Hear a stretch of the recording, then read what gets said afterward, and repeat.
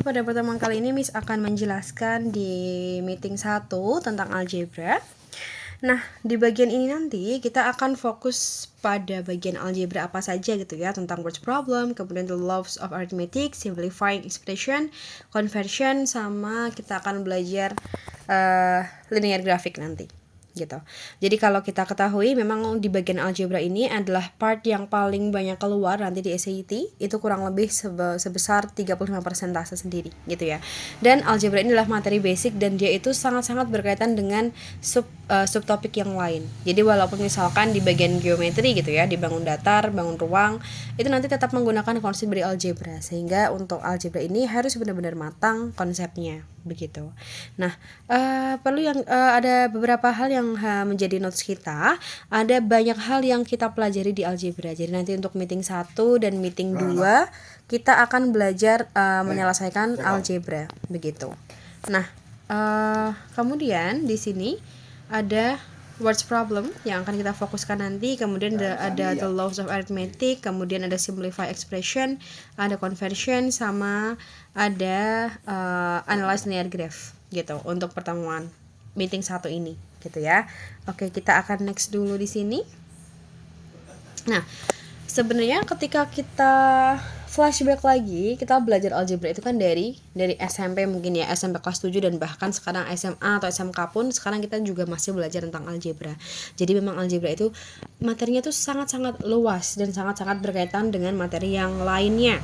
Nah, salah satunya di sini adalah words problem. Jadi words problem ini adalah soal cerita gitu ya. Sehingga yang perlu kita ketahui, algebra itu bukan hanya soal menghitung aja, bukan XY aja gitu ya, tapi ada yang penerapannya melalui soal cerita atau dari langsung numerik langsung dihitung, atau bisa dalam berupa grafik seperti itu. Nah, kita akan bahas dari part yang pertama dari yang soal cerita. Dari example di sini, si Albert is 7 years older than Henry. In 5 years, Albert will be twice as old as Henry. How old is Albert now? Jadi ada dua orang ya di sini ya, ada si Albert sama si Henry, ada dua orang itu. Nah, kira-kira apa sih yang ditanyakan? How old is Albert now? Berarti yang ditanyakan adalah usia Albert sekarang. Kita tahu nggak usianya Albert sekarang? Pasti kan nggak tahu ya, karena kan yang ditanyakan. Sehingga di sini kita misalkan X itu adalah usianya si Albert sekarang. Nah, kita hitung dulu di sini, kita buat kalimat matematikanya terlebih dahulu. Jadi kalau ada soal cerita, buat kalimat matematika, kemudian baru dihitung dan disimpulkan. Albert is 7 years older than Henry. Berarti si Albert ini lebih tua atau lebih muda dari Henry? Kalau older, dia lebih tua ya seharusnya ya. Berarti si X ini kan plus 7, ini kan sama dengan usianya si Henry. Nah, tujuan kita kan nanti cari ini ya, cari nilai X-nya ya. Berarti kita bisa tulis kalau usianya si Henry itu akan sama dengan usianya si Albert ketika dikurangkan dengan 7, gitu ya. Kenapa? Karena kan si Albertnya lebih tuaan 7 tahun. Berarti kalau dia dikurangi 7 tahun kan nanti akan sama kayak usianya si Henry, kan gitu. Ini yang pertama. Nah, selanjutnya kita bisa lanjut ke statement kedua di sini. Albert, in 5 years, Albert will be twice as old as Henry. Jadi di 5 tahun ke depan, usianya Albert ini 2 kalinya si Henry. Berarti dari statement ini kan yang pertama. Nah, ini yang pertama. Berarti yang kedua, di 5 tahun ke depan. Berarti plus ya, kalau 5 tahun ke depan tuh plus. Tapi kalau yang lalu itu nanti konsepnya adalah minus. Berarti 5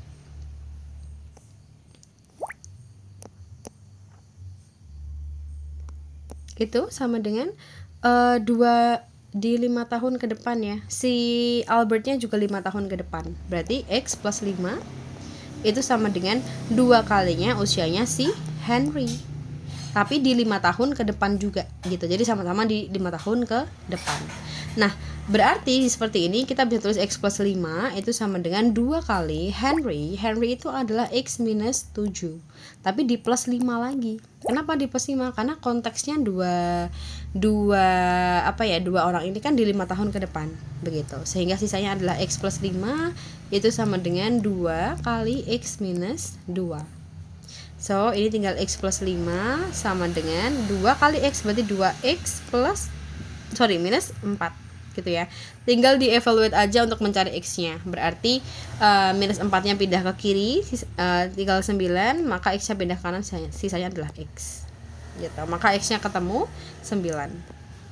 X itu adalah usianya si Albert, gitu ya. Oke, selanjutnya untuk contoh soal kedua. Jake can run 60 yards per minute. Amy can run 120 yards per minute for the first 10 minutes, but then slow down to 20 yards per minute thereafter. If they start running at the same time, after how many minutes will both Jake and Amy have run the same distance? The assuming greater than 10. Jadi ada dua konteks lagi di sini, ada si Jake sama si Amy ya. Nah, si Jake ini dia bisa larinya untuk speednya dia konstan ya, yaitu 60 yards per minute. Sehingga ini sebenarnya bisa bisa kita kaitkan dengan ini ya, yang jarak, kecepatan, waktu. Untuk cari jarak atau distance itu adalah kecepatan kali waktu. Sehingga ini yang ditanyakan adalah after how many minutes ya, waktunya ya berarti ya. Nah, berarti yang ditanyakan adalah waktu. Tapi di sini Jake can run 60 yards per minute. Berarti minute kan dimisalkan dengan T ya di sini ya. Nah, di sini. Sehingga Jake distance atau jaraknya si Jake itu adalah 60 kali T gitu. Kenapa dikalikan? Karena untuk cari jarak ini ya, kecepatan kali waktu. Jadi ini kan kecepatannya waktunya adalah minute begitu.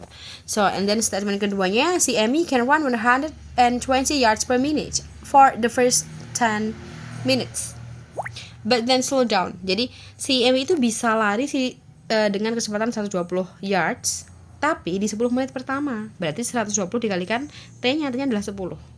Plus gitu ya. Tapi dia slow down. Berarti kan semakin berkurang kecepatannya. Gitu ya. Nah, slow down-nya 20 yards per minute sehingga ditambahkan 20 dikalikan waktunya T dikurangi 10. Jadi kenapa dikurangi 10? Karena asumsinya 10 menit pertama udah masuk si waktu pertamanya si Amy gitu ya. Jadi 10 menit pertamanya udah masuk di situ. Sehingga sisanya tinggal 120 kali 10 plus 20 kali T minus 10. Nah, di sini yang ditanyakan adalah waktunya ya. Kalau mereka itu jaraknya sama, berarti kalau jaraknya sama ya udah tinggal disama dengankan si Jake, berarti 60 T itu sama dengan si Amy. Nanti setelah tinggal dioperasikan, kemudian dihitung yang sejenis, yang ada variabel T-nya kita jadikan 1, nanti sisanya T-nya ketemu 25. Jadi pada waktu 25 itu jarak mereka sama gitu. Asumsinya seperti itu. Nah, kemudian di sini ada 4 soal, nanti silahkan mencoba mengerjakan dulu begitu. Kita akan bahas di next course. Oke, selanjutnya di sini ada the laws of arithmetic. Ini adalah aturan ya operasi dari matematik atau algebra. Ini pasti udah sangat sering untuk menjumpai. Jadi ada yang disebut sebagai komutatif, asosiatif, sama distributif. Nah, ini berlaku untuk operasi penjumlahan dan perkalian saja. Jadi kalau komutatif itu kalau dibalik-balik dia sama gitu ya. Jadi kalau ada 3 plus 8 plus 12 itu akan sama kalau dibalik 8 plus 12 plus 3. Dan perkalian juga itu sama. Kemudian di asosiatif itu adalah pindah kurung. Nah, pindah kurung ini dia juga pemberlakuannya sama, khusus di penjumlahan dan perkalian saja. And then ketika and the last one yang di distributive law, itu yang paling sering keluar di algebra, yaitu ketika ini adalah perkalian ya, ada perkalian dalam kurung. Jadi ketika ada 15 kali 20 plus 8 artinya 15 kali 20 plus 15 kali 8. Nanti hasilnya adalah 420 begitu.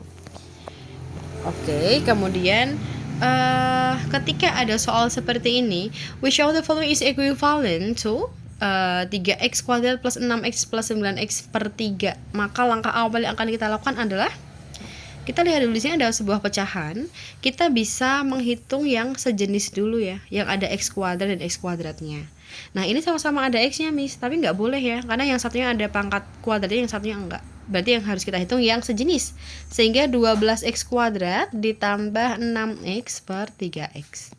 Masih ada pecahannya per 3x. Kalau operasinya penjumlahan dan pengurangan, maka keduanya harus dibagi dengan penyebutnya atau 3x. Berarti ini bisa kita pecah jadi 2x kuadrat per 3x ditambah 6x per 3x.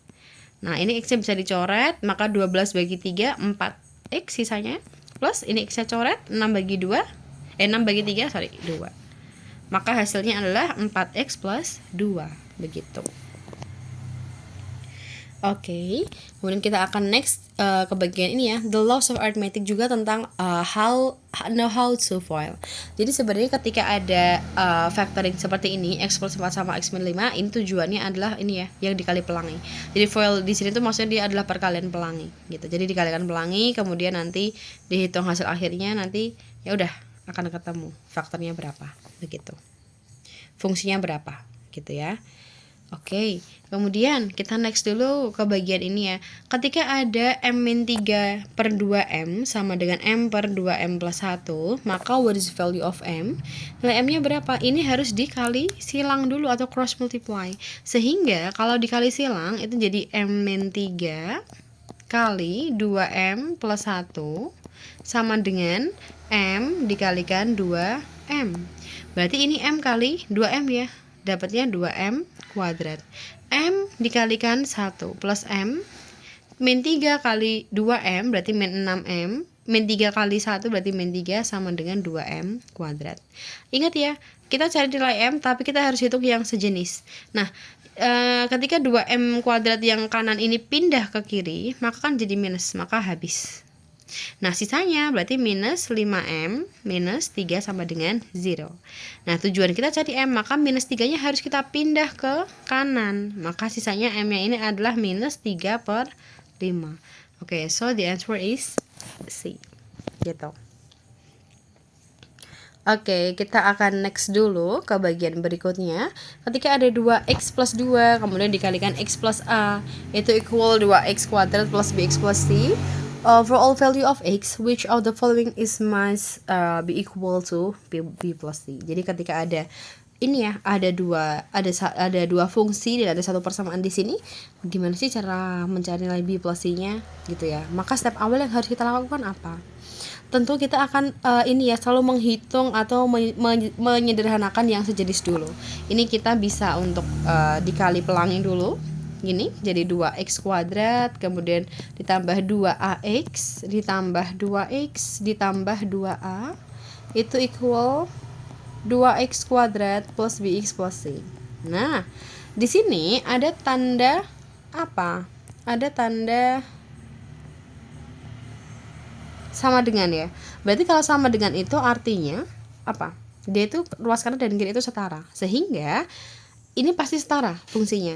Jadi kita bisa ringkas di sini, ini sama-sama ada x-nya, kita bisa ringkas di luarnya, berarti 2a ditambah 2 dikalikan x, gitu ya. Ini kita tulis seperti biasa. Ditambah 2a sama dengan 2x kuadrat plus bx plus c. Begitu. Oke, setelah itu ingat ya, yang ditanyakan adalah b plus c, berarti kan yang ini b sama yang c di sini, gitu. B sama yang c di sini. Maka gimana carinya? B itu yang ada variabel x-nya, berarti ini semua itu adalah b. Kalau c itu nggak ada, berarti ini c. Maka ya udah tinggal dihitung. Maka b plus c itu equal 2a plus 2 plus 2a. Maka hasil akhirnya adalah 4a plus 2. The answer is D, gitu.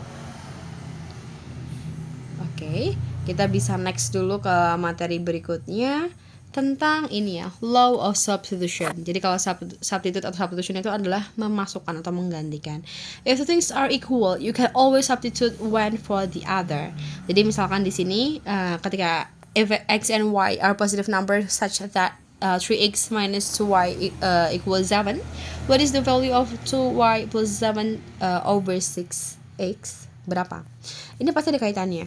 3x min 2y sama dengan 7. Ini yang ditanyakan adalah 2y plus 7. Berarti alternatifnya kita bisa jadikan kayak gini kan. 3x itu sama dengan minus 2y-nya, kita pindah ke kanan, jadi 2y plus 7.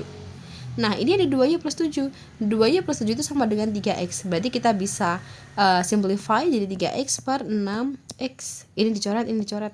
Jadi 3 per 6 itu adalah 1 per 2 atau setengah. Gitu. Itu salah satu penerapan untuk aturan substitusi. Oke, kemudian kita akan next ke bagian present problems di sini. Sebenarnya ini akan kita perdalam lagi ketika kita belajar di ini ya meeting 3 tentang problem solving. Jadi konteksnya kalau present problem itu ada dua, ada increase sama decrease. Kalau increase ya berarti nanti ada plus berapanya, kalau decrease atau penurunan ya ada minusnya berapa. Begitu konsepnya, hanya seperti itu. Oke, kita next dulu. Oke, ke bagian berikut ini tentang simplify expression in percent factoring identitas. Jadi ada 3 hal yang perlu kita perhatikan ketika ada kuadrat min B kuadrat. Itu bisa disederhanakan jadi A plus B kali A min B. Contohnya di sini ketika Miss punya 400 kuadrat dikurangi 401 kuadrat. Ini kan angkanya besar ya. Jadi cara cepatnya adalah ini bisa dirubah jadi A plus B A min B ya, jadinya 400 tambah 401 dikali 400 kurangi 401 gitu ya, sehingga hasilnya adalah 801 dikalikan minus 1, maka hasilnya adalah minus 801. Begitu. Ini untuk yang pertama. Nah, untuk yang kedua, ketika ada A plus B, itu artinya adalah A plus B kali A plus B. Maka ketemunya nanti A kuadrat plus 2AB plus B kuadrat. Begitu. Kemudian yang ketiga, ini adalah A min B. Berarti kalau A min B ya sama, jadi A min B kali A min B. Jadi bentuk yang pertama dan ketiga itu berbeda ya. Kalau yang pertama itu A kuadrat min B kuadrat, tapi kalau yang ketiga itu berarti A min B kali A min B gitu. Bedanya di situ. Oke, kita nggak selama-lama, coba kita langsung implementasi ke contoh soal di sini ya. If m and n are equal numbers such that m square minus n square over 2m minus 2n equal 9 over 2. What is the value of m plus n? Jadi nilai m sama n-nya berapa?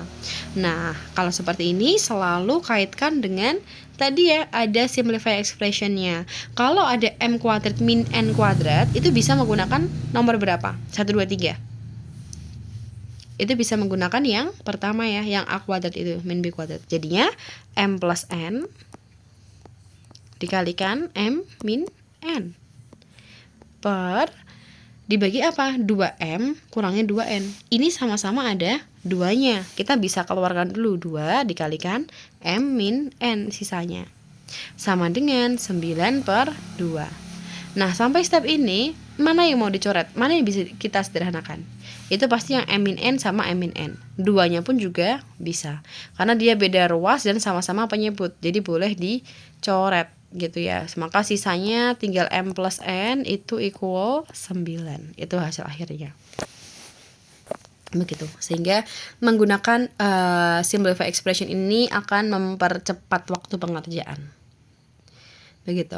Oke, kita akan next. Kemudian kita akan belajar conversion ketika ini ya. Conversion itu nanti akan kita pelajari detailnya di meeting 3 juga.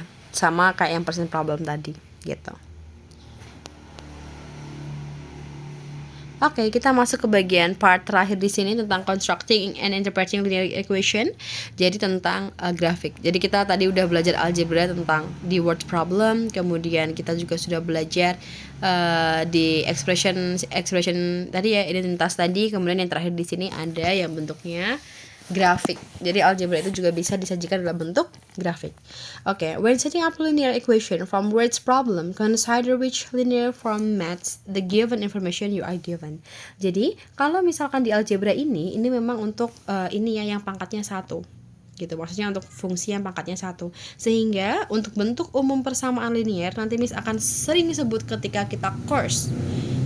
Bentuk umum persamaan linear itu apa gitu ya? Itu bentuknya adalah y equal mx plus b, di mana m-nya adalah ini slope dan b-nya adalah y-intercept. Y-intercept itu ketika x-nya sama dengan 0 dan slope di sini itu artinya adalah gradien atau kemiringan, garis kemiringan gitu. Nah, untuk bentuk standarnya itu adalah ax plus by plus c atau fungsi linear. Kemudian untuk mencari slope, selain mencari slope ini ya, mencari atau membentuk persamaan baru, itu bisa menggunakan formula ini, Y min Y1 sama dengan M kali X min X1, begitu. Nah, kita fokus ke kolom yang kedua di sini. When working with linear equation, make sure you know how to turn equation into graph and graph into equation. In addition to knowing the different forms of linear equation, it helps to know the slope formula. Jadi yang dimaksud slope, pasti kita akan selalu membahas slope ya nanti ya. Slope atau gradient itu ada formulanya. Formulanya itu adalah Y2 min Y1 per X2 min X1 atau delta Y per delta X gitu ya. Nah, slope itu adalah perubahannya. Jadi misalkan kalau misalkan besok disajikan soalnya bentuknya grafik, maka kita boleh bebas menentukan titiknya. Nah, misalkan untuk cari titiknya itu titik yang enak untuk dilihat dan pasti. Contohnya di sini ya. Ya di sini kenapa ini x intercept? Karena di sini ketika y-nya sama dengan 0. Kenapa yang atas di sini y intercept? Ketika x-nya sama dengan 0. Gitu. Jadi kebalikannya.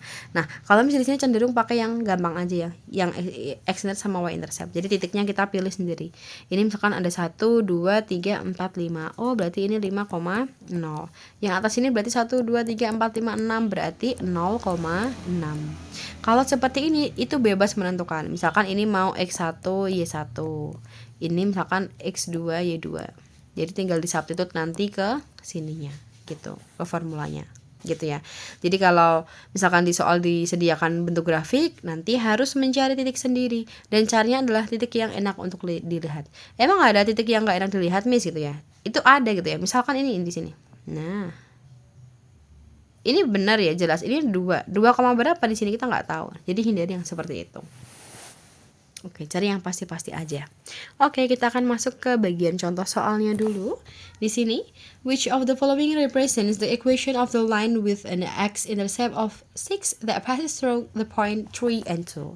Jadi, berapa sih nanti persamaannya atau fungsinya ketika ada x-intercept, di mana titik potongnya di 6, dan lewat titik 3,2. Kalau ada soal seperti ini, berarti kita harus ngapain dulu?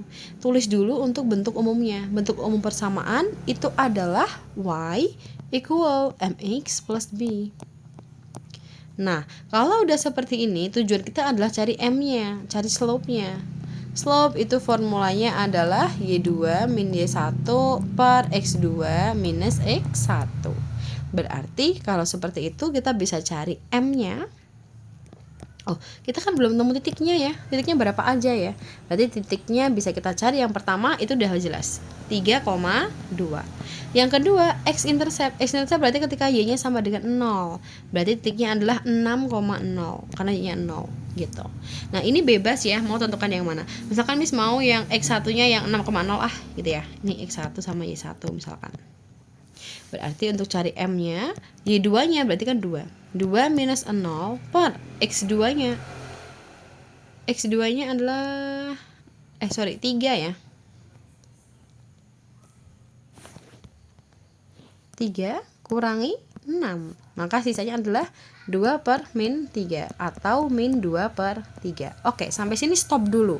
Nah, kita cari dulu di opsi. Di opsi yang M-nya adalah minus 2 per 3. Slope itu yang selalu di sebelah variabel X. Jadi yang di sebelahnya X yang hasilnya min 2 per 3 yang mana? Itu kan hanya ada satu opsi, yaitu yang B gitu. Nah, di sini kebetulan semuanya slope-nya beda. Kalau misalkan semuanya min 2 per 3, cari B-nya gimana gitu ya. Nah, cari B-nya kita bisa menggunakan ini. Tinggal disubstitute aja. Y equal mx plus b. Pilih x sama y salah satu titiknya. Tadi kita udah implementasi yang 6,0. Sekarang Miss mau coba yang 3,2. Berarti y-nya itu adalah 2 sama dengan m-nya tadi min 2 per 3 kali x-nya adalah 3 plus b. Nah, ini tinggal dicoret. Berarti 2 sama dengan minus 2 plus b. Maka b-nya adalah 4. Gitu. Jadi m-nya min 2 per 3 dan b-nya adalah 4. Sehingga kita udah ketemu. Oh, ternyata jawabannya yang b. Begitu. Oke. So far untuk meeting 1 cukup. Nanti kalau ada yang susah atau mau ditanyakan, boleh langsung ini ya. Besok kita review di next course.